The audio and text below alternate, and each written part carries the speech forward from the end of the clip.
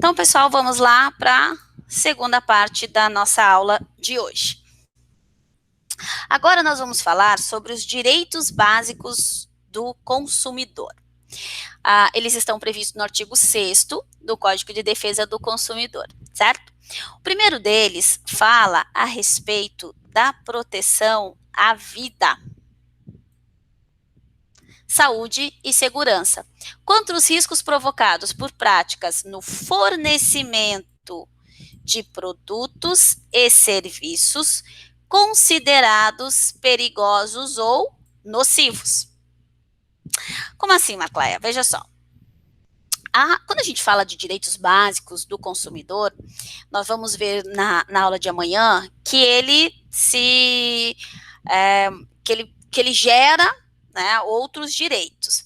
Mas assim, o fornecedor de produtos e de serviços, ele vai responder pelo dano que ele causar ao consumidor, seja pelo fornecimento de produto ou serviço, que é considerado pela lei como perigoso ou nocivo. Quando que um serviço ou um produto é considerado perigoso ou nocivo? Quando a finalidade para a qual ele se destina pode causar riscos ao consumidor ou ao consumidor. E aí o fornecedor responde pelos riscos que ele causar, certo? Pelo risco que ele causar no consumidor. Então, vamos lá, pensando no turismo. Digamos que você monte uma empresa, certo? E um dos serviços ofertados seja pular de paraquedas. Tá? Pular no paraquedas, cair numa praia linda, enfim, curtir o resto do dia.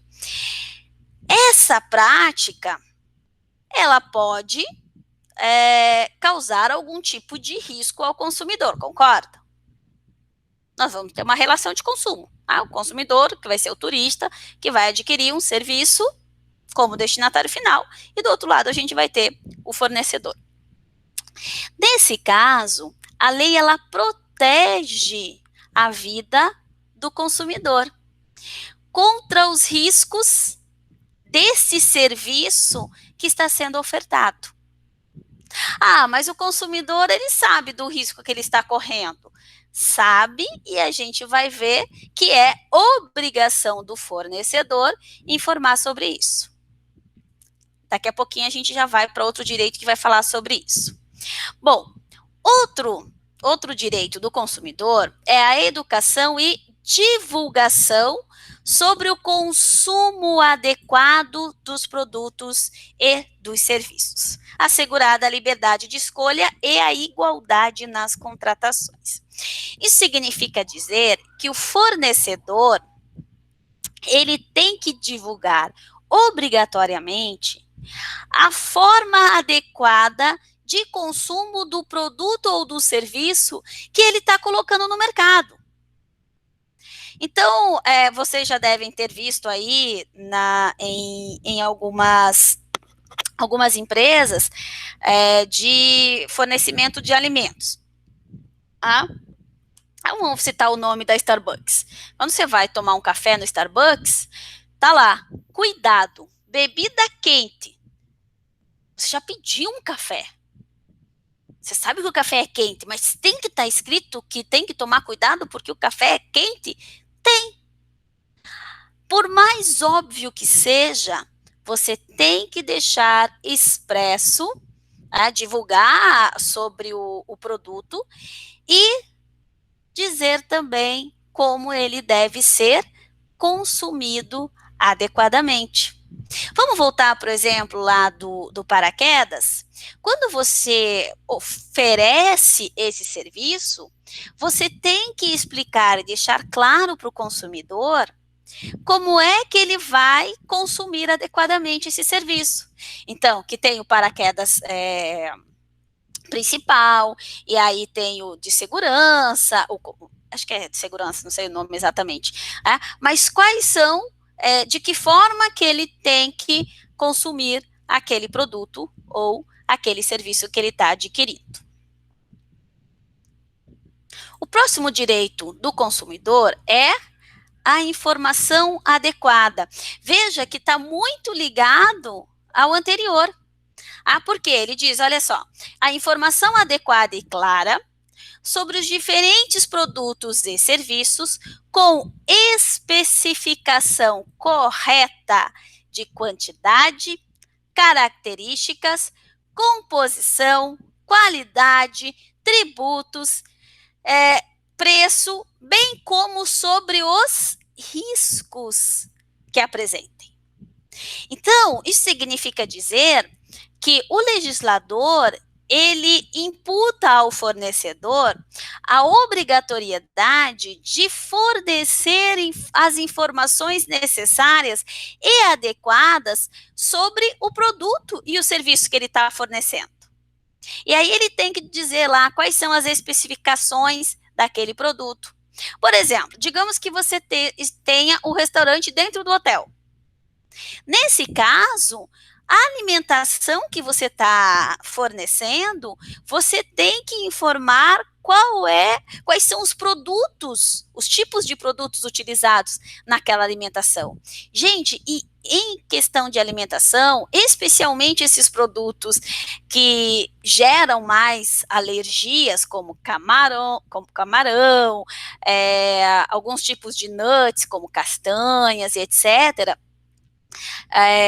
glúten, enfim, isso é de uma responsabilidade muito grande, porque pode vir a causar, inclusive, a morte do consumidor. E quem vai responder por isso? O fornecedor. Se a informação que estiver ali não for a informação adequada. Nos Estados Unidos, por exemplo, tem casos de indenização. A própria Starbucks pagou uma indenização milionária porque um dos seus consumidores comprou um chocolate quente e queimou a boca. Então, e com isso não estava lá a informação antes adequada no produto. Por isso que a gente tem que colocar especificamente o tipo, todas as especificações sobre o serviço ou o produto que a gente está fornecendo. No turismo, aí tem que tomar bastante cuidado com turismo de aventura, porque tem muito risco a própria vida do consumidor. Você vai fazer aí como que é? Aquele que você pula, alguma coisa jump lá, que agora esqueci. Corre o risco da corda estourar, do consumidor ter um ataque cardíaco durante o salto? Corre. Ele tem que ser informado adequadamente a respeito disso antes de praticar a atividade. Quem aqui já fez cirurgia médica sabe que quando você vai fazer uma cirurgia, o médico, ele você tem que assinar, uma declaração para o hospital de que você está ciente de todos os riscos da cirurgia, inclusive que pode morrer. Então, tomem bastante cuidado para que possam dar as informações adequadas ao consumidor sobre os produtos e os serviços que lhe estão sendo fornecidos. Isso é um direito do consumidor e, consequentemente, uma obrigação do fornecedor. Aqui, um outro direito é a proteção contra a publicidade enganosa e abusiva. Nós vamos ver ainda essa semana sobre o que é a diferença entre publicidade enganosa e abusiva, mas vamos pensar, assim, em termos gerais, que toda aquela publicidade que não é verdadeira, ou que pode induzir o consumidor a erro, ou ainda que, de alguma forma, traga algum tipo de ofensa ao consumidor, ela vai ser considerada publicidade enganosa e abusiva, e o consumidor, ele tem direito à proteção contra esse tipo de propaganda, certo? Bem como de métodos comerciais coercitivos, que praticamente obrigam o consumidor a firmar algum tipo de contrato, ou desleais, e contra práticas e cláusulas abusivas ou impostas no fornecimento de produtos e serviços. Tá? O que são cláusulas abusivas? São aquelas cláusulas que ultrapassam o que a gente chama de boa-fé contratual. Quando o consumidor ele é lesado na realização do seu contrato. Uma coisa bem comum, por exemplo, aqui quando fala em prática de imposição no fornecimento de produto e de serviço, é quando você, é o que a gente chama de venda casada. Você só vende um produto se ele comprar o outro, ou só dá o desconto se ele comprar o outro.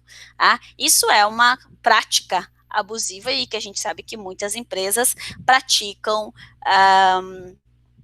por aí.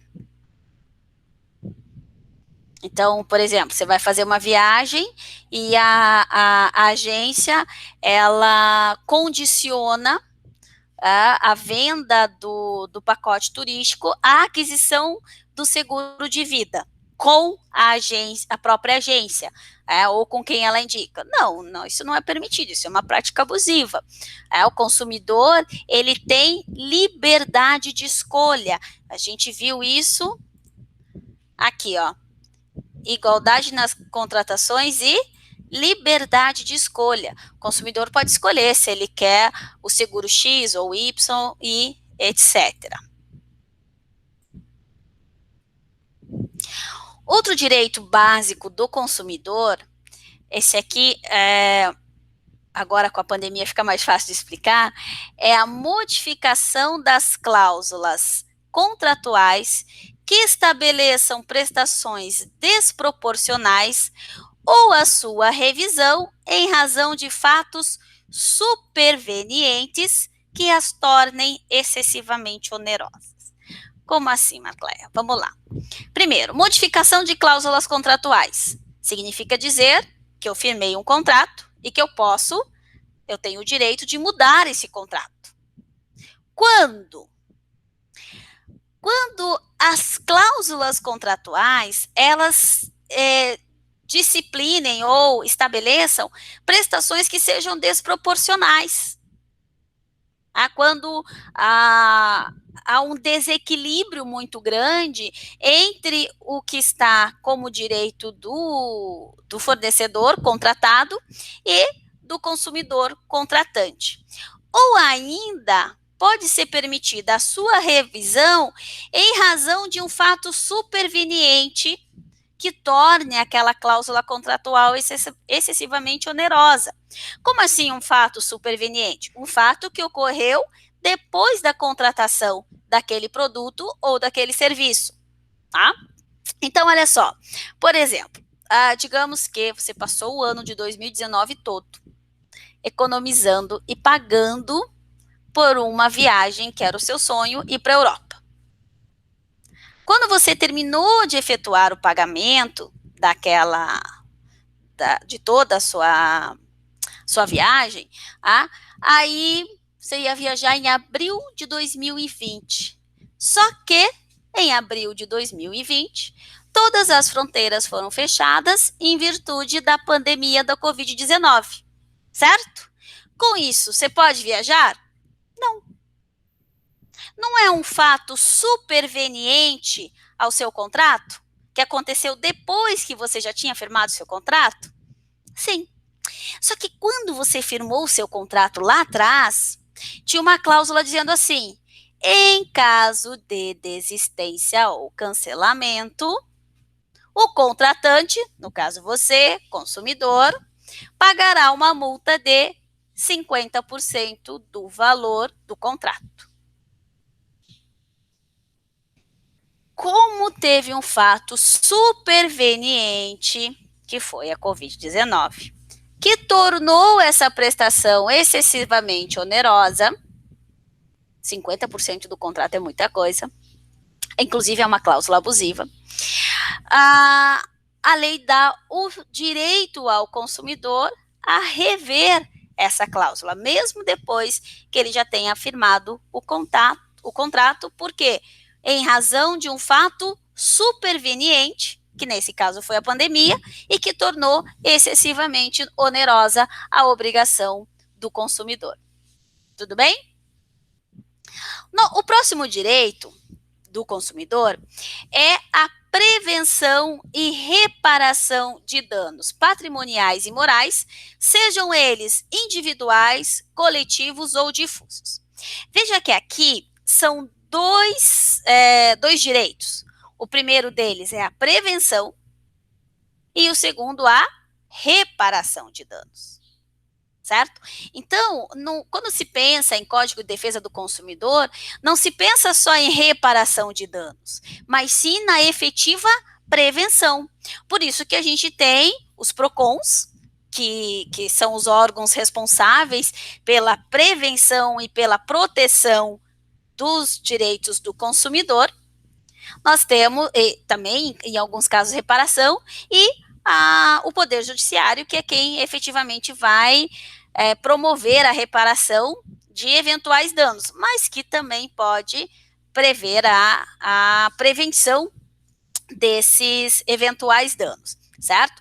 Então, veja só, digamos que um consumidor, vamos pensar aqui num exemplo mais ligado ao turismo e à realização de eventos. Tá?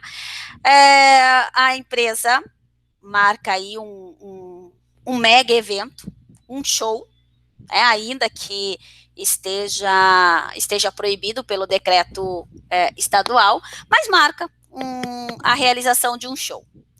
Neste caso, o PROCON ou qualquer cidadão pode fazer uma denúncia. No caso do PROCON, ele mesmo pode promover a fiscalização para que essa atividade não aconteça, porque aí ele está trabalhando na prevenção de danos ao consumidor. Lembra que o primeiro direito que a gente viu é o direito à saúde? Então, o direito à vida, dentro do direito à vida está o direito à saúde. E aí a gente tem esse direito básico do consumidor, que é de prevenção, mas também de reparação de danos. Então, vamos pensar. Vamos pegar o nosso exemplo lá da turista que foi viajar e se hospedou, fez a sua hospedagem lá no hotel. Durante a sua hospedagem, ela tinha lá a área de lazer do hotel, ela estava próximo da piscina, tropeçou, caiu e sofreu uma fratura. Tipo, sabe essas pessoas meio lesas, assim, que fica andando e cai à toa? E depois quebra, tipo, pulso, por exemplo. Pulso não, não é pulso, esqueci o nome do negócio aqui. Punho, obrigada. E quebra o punho? Então, tipo, umas pessoas meio lesinhas, assim. Aí, digamos que a turista estava passeando ali perto da piscina, tropeçou e caiu, vindo a fraturar o seu punho. O hotel, nesse caso, ele pode ser responsabilizado por esse dano? Sim. Vamos piorar a situação do hotel, não tinha sinalização de que aquela área estava molhada e que o turista tem que tomar cuidado na área molhada, e tampouco tinha aquele piso antiderrapante que a NBR diz que é obrigatório nas áreas de lazer. Neste caso, o consumidor, a turista, mesmo que lesinha, que tropece, que caia à toa, ela tem direito à reparação de eventuais danos patrimoniais que ela venha a sofrer e também danos morais que ela possa sofrer em virtude dessa queda, que, claro, no caso dela, além de gerar dor física, ainda gera uma incapacidade, porque ela fica incapacitada de fazer um monte de coisas, certo? E digamos que essa turista, ela trabalhasse como motorista de táxi. Nesse caso, ainda tem o que a gente chama de lucro cessante, que é o que ela vai deixar de ganhar em virtude desse acidente. certo? Então, esse é um dos direitos básicos aí do consumidor. Ah, só uma coisinha que eu esqueci de falar. Lembrando que esses danos podem ser individuais ou coletivos. Isso significa dizer que essa prevenção, e tanto a prevenção quanto a reparação do dano, ela não é só para um indivíduo, e sim pode culminar numa proteção para toda a coletividade de consumidores, porque pode haver um tipo de dano que atinja várias pessoas, e nesse caso, a indenização ou a prevenção é de toda a coletividade e não somente de um cidadão. Outro direito básico do consumidor é o acesso aos órgãos judiciários e administrativos, justamente para se assegurar o direito que a gente acabou de ver, que é de prevenção e de reparação dos danos patrimoniais ou morais. Então, aos órgãos judiciários, a gente tem o Poder Judiciário, a gente tem os juizados especiais, que até 20 salários mínimos não precisa de advogado para que você entre com um pedido no juizado especial, embora eu sempre diga que é bom contratar um advogado, e não é protecionismo, é porque realmente o direito ele tem várias regras e várias coisas que a gente não sabe no nosso cotidiano, e que o advogado é que vai ter esse conhecimento para poder te representar melhor. Mas, dependendo do caso, vai lá e faz sozinho mesmo, até 20 salários mínimos. E administrativo, no caso de defesa do consumidor, a gente tem o PROCON. O PROCON é o órgão administrativo responsável pela proteção e reparação dos danos patrimoniais e morais dos consumidores. Então você pode fazer uma denúncia no PROCON, e o PROCON vai tomar as medidas administrativas necessárias para assegurar esse direito de prevenção e de reparação dos danos patrimoniais e morais, certo? E veja que a lei ainda fala em assegurar a proteção jurídica, administrativa e técnica aos interessados, aos necessitados. Como assim, professora? Olha, nem toda pessoa tem condições de pagar um advogado, por exemplo. E aí nós temos as defensorias públicas, que são responsáveis por dar essa assistência jurídica a quem não pode pagar por um advogado. E o PROCON também, o PROCON ele não pode fazer nenhum tipo de cobrança do consumidor pelas orientações ou pela prestação do serviço que ele está proporcionando aos seus consumidores. Outro direito básico do consumidor é a facilitação da defesa dos seus direitos, inclusive com a inversão do ônus da prova. Pelo amor de Deus, professor, o que é isso? O que é a inversão do ônus da prova?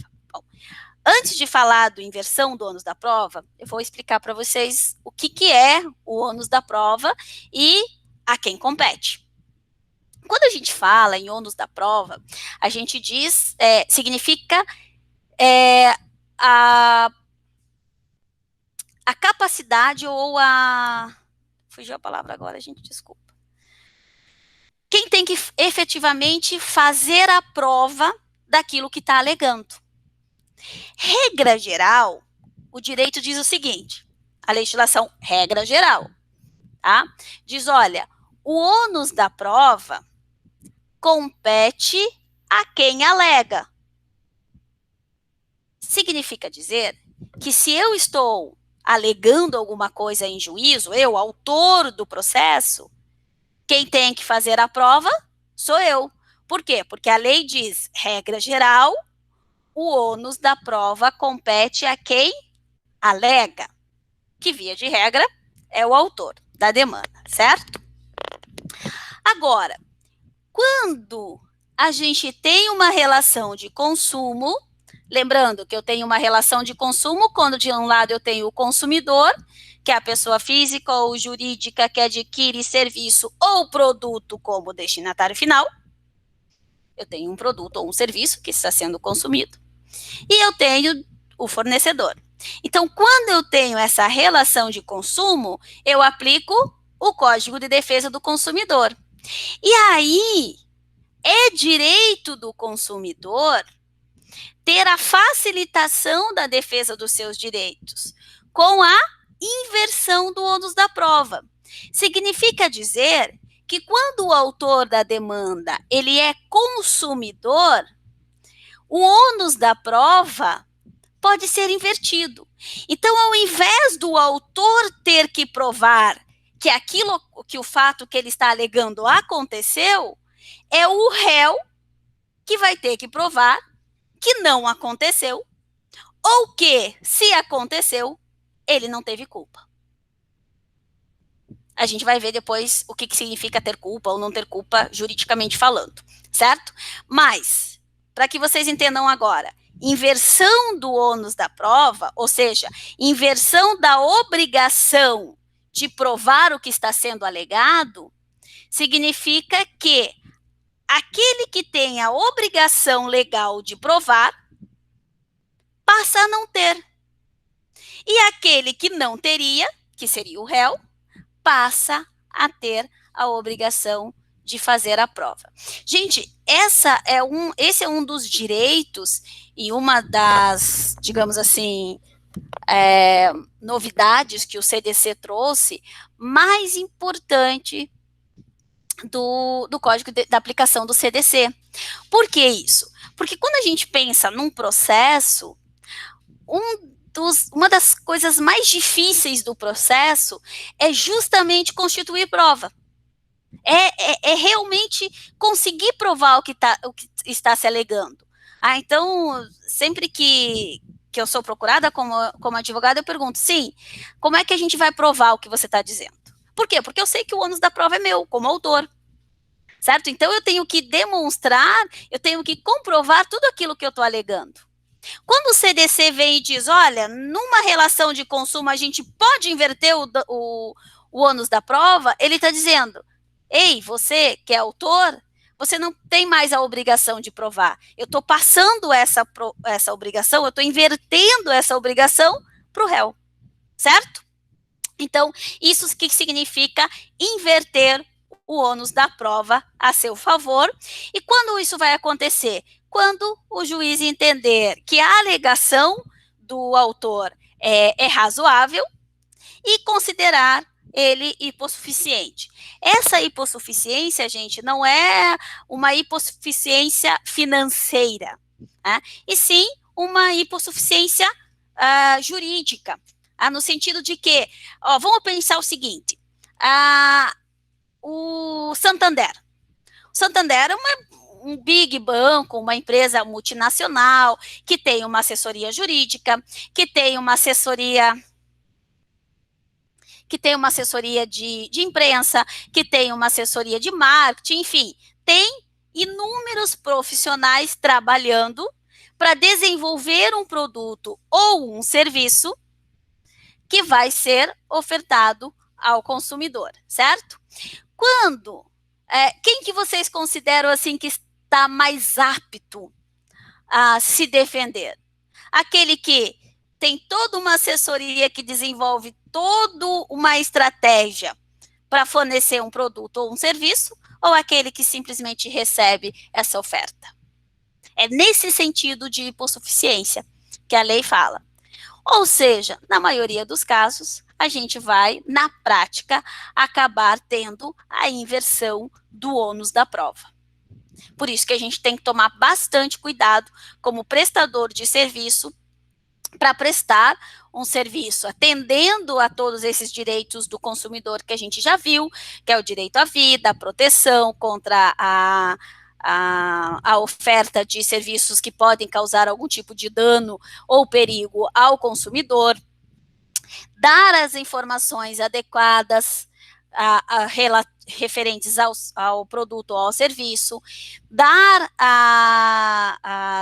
toda a informação de como deve ser usufruído aquele produto e aquele serviço para que possa ser desonerado depois de algum tipo de indenização ou responsabilização por dano causado, por algum dano que o consumidor tenha sofrido. A gente vai ver nas próximas aulas algumas técnicas de prevenção para evitar que o consumidor, que o fornecedor possa vir a responder e sofrer alguma sanção em virtude da má prestação do produto, da má prestação de serviços.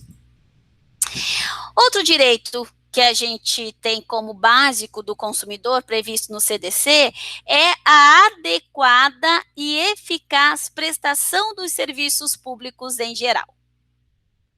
Isso a gente já viu, inclusive, que é um dos princípios da administração pública, que é o princípio da eficiência. Então, como cidadão, a gente já tem esse direito e como fornecedor, como consumidor também, de ter uma prestação de serviços públicos no geral de forma adequada e eficaz, certo? Então, esses são os direitos básicos do consumidor, nós vimos hoje. Vimos o conceito de consumidor, de fornecedor, de relação de consumo, de produto e de serviço. E na aula de amanhã, a gente vai dar continuidade falando sobre proteção à saúde e segurança, que é a partir do artigo 8º do Código de Defesa do Consumidor. Por hoje, a gente para por aqui, no tocante à explicação, e aí eu fico só disponível para perguntas para vocês. Eu vou interromper a gravação agora e a gente continua conversando a respeito das dúvidas que surgiram, tá bom?